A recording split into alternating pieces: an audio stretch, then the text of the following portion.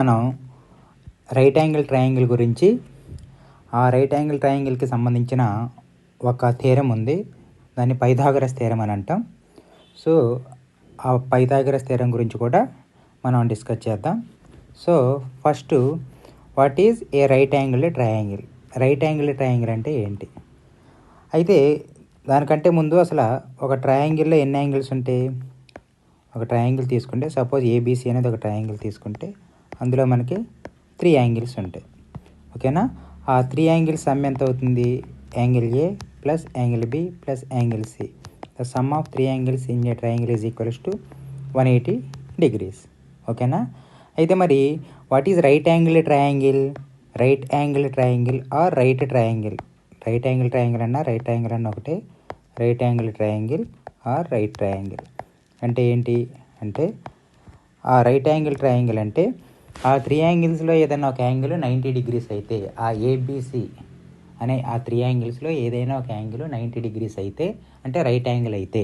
Right angle అన్న 90 degrees అన్న ఒకటే కదా. సో 3 యాంగిల్స్లో ఒక యాంగిల్ రైట్ యాంగిల్ అయితే దాన్ని రైట్ యాంగిల్ ట్రయాంగిల్ అని అంటారు. One of the 3 angles is 90 degrees అయితే దాన్ని రైట్ యాంగిల్ ట్రయాంగిల్ అని అంటారు. అయితే జనరల్గా మనకి రైట్ యాంగిల్ ఎలా ఉంటుంది అంటే, సపోజ్ ఇప్పుడు ఒక యాంగిల్ ఉందనుకోండి, యాంగిల్ ఎలా ఫామ్ అవుతుంది? దానికి ఇనీషియల్ రే ఉంటుంది, టెర్మినల్ రే ఉంటుంది, కామన్గా ఒక వర్టెక్స్ ఉంటుంది. ఓకేనా? కామన్ ఇనీషియల్ పాయింట్ ఉంటుంది. ఓకేనా?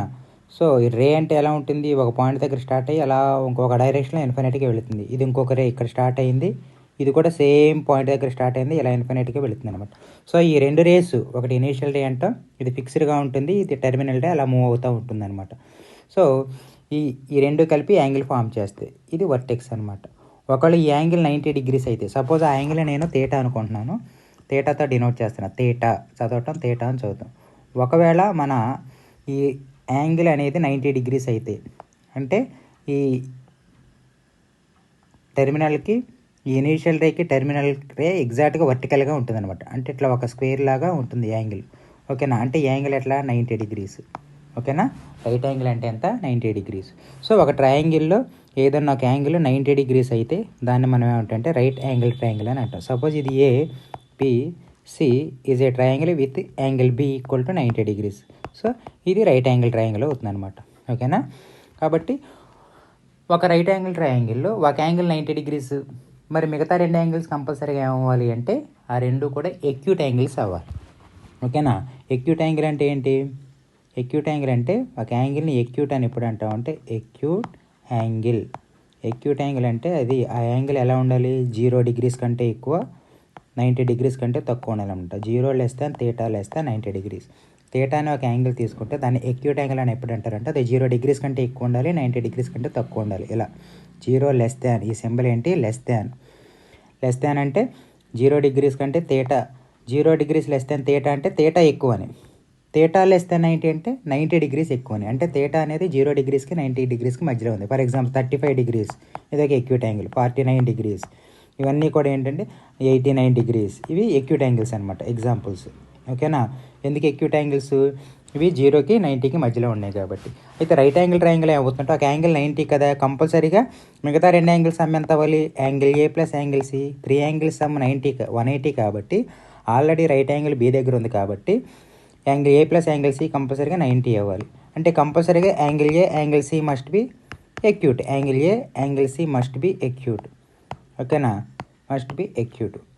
ఎక్యూట్ యాంగిల్స్ అవ్వాలి. ఎందుకంటే సపోజ్ యాంగిల్ ఏ కానీ యాంగిల్ సి కానీ మన 90 అనుకున్నాం అనుకో, సపోజ్ యాంగిల్ ఏ 90 అనుకుంటే కంపల్సరీగా యాంగిల్ సి 0 అవ్వాలి. మరి యాంగిల్ సి 0 అవ్వదు కదా. ట్రయాంగిల్లో ప్రతి యాంగిల్ ఎంతో కొంత ఉండాలి, ఖచ్చితంగా గ్రేటర్ దాన్ 0 అవ్వాలి. అట్లాగే యాంగిల్ ఏ కూడా 90 అవ్వడానికి ఛాన్స్ లేదు. సో ఒక రైట్ యాంగిల్ ట్రయాంగిల్లో ఒక యాంగిల్ 90 degrees ఉంటుంది, మిగతా 2 యాంగిల్స్ కంపల్సరీగా ఏమవుతాయంటే ఎక్యూట్ యాంగిల్స్ అవుతాయి. అంటే 0కి 90కి మధ్యలో ఉంటాయి ఆ 2 యాంగిల్స్. ప్లస్ ఆ రెండింటి సమ్ ఎంత అవుతుంది? 90 degrees అవుతుంది. రైట్.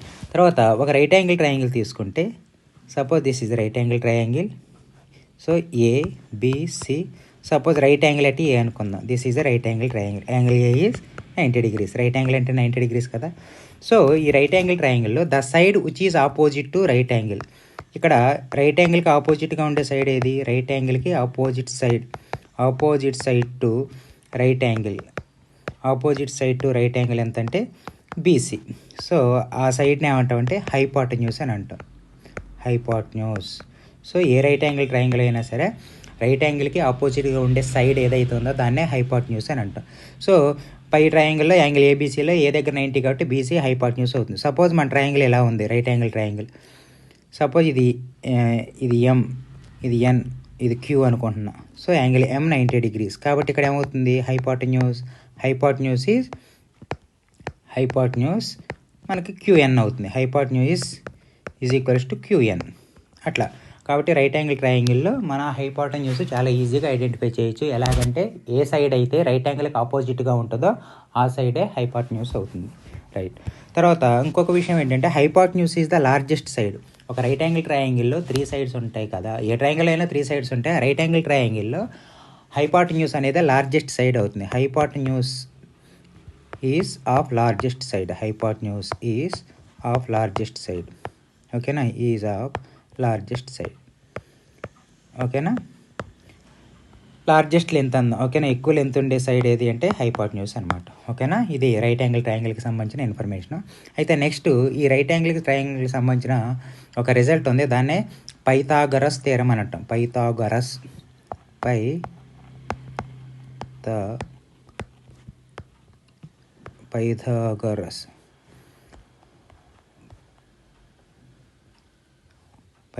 థియరం. ఓకేనా, పైథాగరస్ థియరం.